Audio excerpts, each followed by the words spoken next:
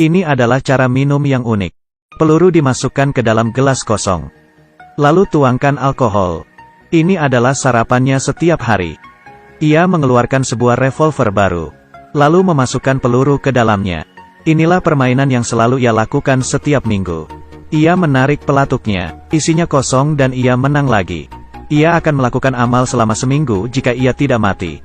Suatu hari ketika ia pergi berbelanja, datang dua orang perampok membawa senjata. Kedua perampok itu langsung menodong si karyawan. Salah satu perampok melihat sang pria. Ia menodongkan senapan ke punggungnya. Sang pria membalikkan badan. Ia menatapi si perampok. Ia meletakkan alkohol dari tangannya, mengarahkan senapan ke jantungnya. Kemudian ia memasukkan senapan ke mulutnya, memintanya untuk menembak. Si perampok kebingungan. Melihat si perampok belum menembaknya, ia mengarahkan pistol ke dahinya lagi. Sang perampok terbengong melihat kelakuan si pria. Kemudian sang pria merebut pistolnya, menaklukkan perampok dengan satu pukulan. Membuang waktunya saja. Perampok lain menyerangnya dengan pisau. Sang pria membalikkan badannya. Dalam waktu yang singkat, ia berhasil menaklukkannya. Tiba-tiba teringat untuk melakukan amal hari ini. Sang pria mengambil uang dari saku perampok, membayar belanjaannya dan pergi. Pria ini bernama John, seorang mantan pasukan khusus. Semua rekan timnya tewas dalam sebuah misi. Dia memiliki seorang adik perempuan bernama Cindy. Ia kehilangan arah hidupnya setelah pensiun. Ia bersiteguh mengangkat dumbbell 1000 kali sehari, melakukan sit-up 5000 kali sehari, dan puluhan ribu tinjuan ke dinding. Ia tidak bisa menemukan cara lain untuk melepas stresnya. Suatu hari ia mendapat sebuah kabar buruk. Adiknya Cindy yang berada di Brasil sedang dirawat karena sekarat. Polisi lokal memberitahunya, adiknya diserang oleh preman setempat. Dia mendatangi TKP bersama polisi bernama Katarina, tetapi tidak menemukan petunjuk apapun. Pemuda setempat memandangi mereka, seperti menyembunyikan sesuatu. John pergi ke rumah sakit. Ia melihat perawat memasukkan obat untuk adiknya. Perawat menyapanya kemudian pergi. Tiba-tiba adiknya kejang-kejang. John bergegas memanggil dokter. Adiknya berhasil diselamatkan. Setelah diselidik, perawat itu bukan dari rumah sakit ini. John murka. Ia tidak tahu siapa yang diusik oleh adiknya, sehingga mencoba untuk mengambil nyawanya. John memutuskan untuk menangkap pembunuh adiknya. Di sebuah daerah kumuh, selalu ada orang seperti mereka yang berdiri di jalanan. Mereka akan menghentikan kendaraan yang lewat, kemudian menjual kartu remi kepada penumpang. John pergi mencari teman adiknya. Sang teman memberitahu John, mereka tidak sengaja mengambil foto sebuah perdagangan. Yang diperdagangkan adalah sejumlah anak dan gadis. Ia memberikan John sebuah USB berisi foto itu. Lalu mereka berpisah. Ketika sang teman hendak pergi dengan mobilnya, tiba-tiba mobilnya meledak. Orang-orang di jalanan panik. John melihat perawat gadungan itu di tengah keramaian. Ia berlari mengejarnya, tetapi wanita itu kabur menggunakan mobil. Dan sekelompok pria bertopeng datang. Mereka mulai menembak secara brutal. Seorang petugas keamanan tertembak mati. John mengambil pistol petugas keamanan. Satu persatu tewas oleh tembakannya. John adalah seorang penembak jitu. Komplotan itu pun kabur. John menemukan sejumlah informasi dari foto di USB. Sebuah nama klub malam. John pergi ke klub mencari pria yang ada di foto ini. Sekeliling klub malam dikawal oleh banyak mafia. John membuntuti target saat ia memasuki kamar mandi. Tapi penjaga tidak membiarkannya lewat. Ia menyingkirkan penjaga itu dengan sebuah tendangan.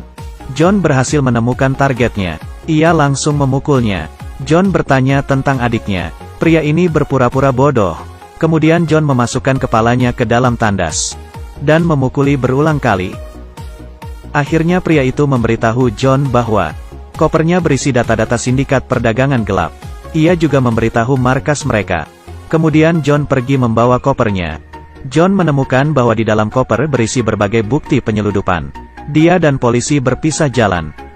Polisi bertugas untuk menangkap mafia di kampung kumuh. Sedangkan John pergi menuju markas mereka sendirian. Ketika polisi tiba di sana, mereka melihat penjahat sedang menangkap seorang gadis. Penjahat pun mati tertembak oleh polisi. Ketika Tiago tiba, ia berjongkok dan mengambil sebuah senapan, kemudian membunuh rekannya. Ternyata ia telah berkhianat dan dibayar oleh mafia setempat. John tidak tahu apa yang telah terjadi. Di sana ia melihat seorang korban penculikan. Tiba-tiba seseorang menyerangnya dari belakang.